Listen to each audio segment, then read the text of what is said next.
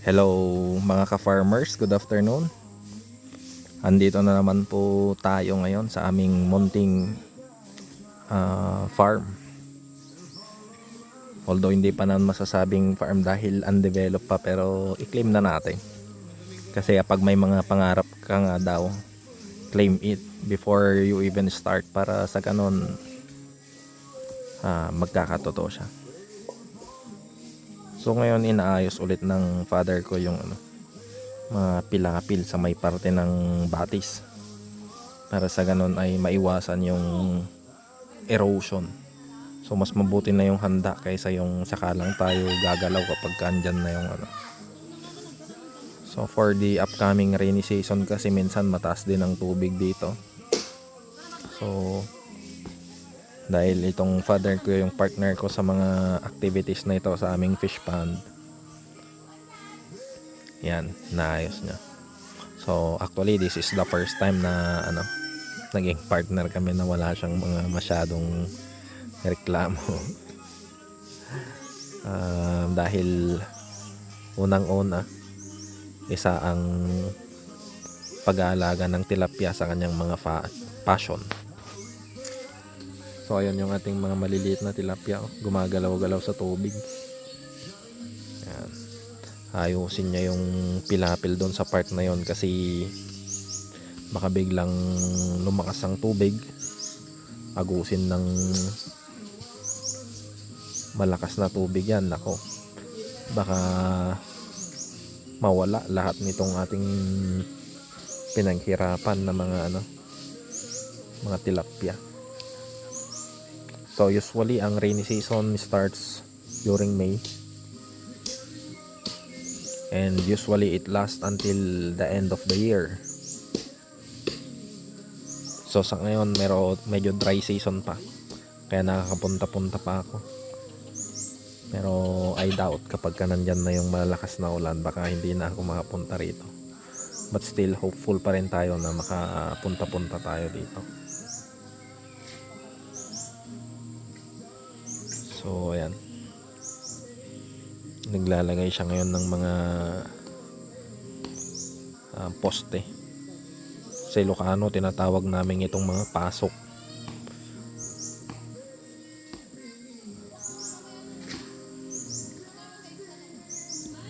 Hindi ko alam kung ano naman ang tawag sa Tagalog.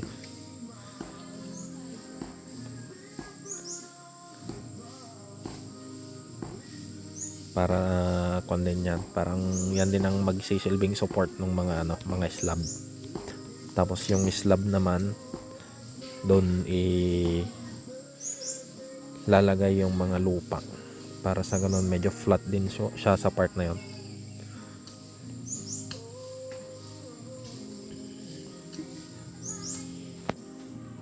So kapag napatag tong mga to, gaya nito dyan, tapos doon, most likely makakaikot-ikot tayo dito pagdating ng araw. So kapag maganda yung ROI ng ating activity na ito,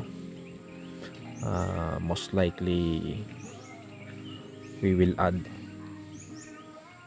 or we will increase our capacity to produce here. So instead of 5,000, makagagawa tayo ng another para sa another set of 5,000 ulit.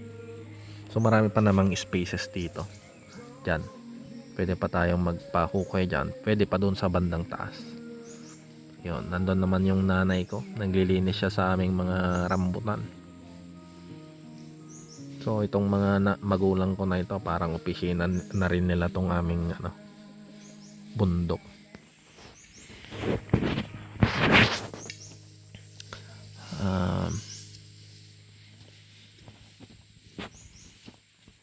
Usually kapag maayos naman ng pagpapalaki sa tilapia, mga 3 pieces to 4 pieces ang isang kilo. So most likely aabot din to ng kung maganda yung, sabihin na natin out of 5,500, makakaproduce tayo ng 1,000 kilos. So medyo naman, so out of 1,000 kilos, mga 1,200 siguro ang may papakain natin, o kaya 1,400 na feeds. Pero let's say ano, kahit 1.5 sabihin natin 1.5. Kung 40 pesos ang per kilo, 1.5 times 40. So most likely nasa 60,000 ang expected na expenses natin sa feeds. So medyo malaki rin pala yung sa 5,000. Although those are just assumption naman, hindi pa natin sure. Sa ngayon ang naipapakain pa lang natin nasa 5 kilos pa lang yata na fry mash. Pero ayon sa mga experts, ayon sa mga napanood natin sa YouTube, at saka lang sila lumalakas kumain after 2 months to 3 months ganyan. And then yung 4 months. So yun yung ating budget siguro dito sa roughly 5,000 na tilapia na ito. Abot-abot siya ng 60 to 70,000. So titignan natin kung maabot natin yung 1,000 kilos. So pag naabot natin yung 1,000 kilos out of this 5,000 fingerlings, medyo maayos-ayos naman siguro yung ating ROI. So I am not expecting too much of this naman, but still we are hopeful na maganda yung ating pagsisimula. Ayon naman sa mga nakauna sa atin, sa mga mentors natin na nagtuturo sa atin sa pag-aalaga ng tilapia, ay medyo okay din naman daw talaga. Optimistic naman tayo sa ating project na ito. So magaan naman yung ating pagsisimula. So magiging okay naman siguro. So ayan, pinagpapatuloy ng tatay ko yung ano, si mama ko naman na yun, nag-iipon-ipon ng mga tuyong dahon ng mga rambutan. So meron pala akong citrus dito mga kapatid, mga ka-farmers. Yan oh, parang apat na puno yan. And then may mga suha din dyan sa bandang taas. So tignan natin in the near future kung paano pa yung magiging improvements ng ano nito. Siyempre hindi rin naman basta-basta mag-ipon ng another capital. So sa pag-i-start natin dito, na-withdraw natin majority ng ating stocks. Dahil pangit din naman ang merkado ngayon because of the trade wars between China and US.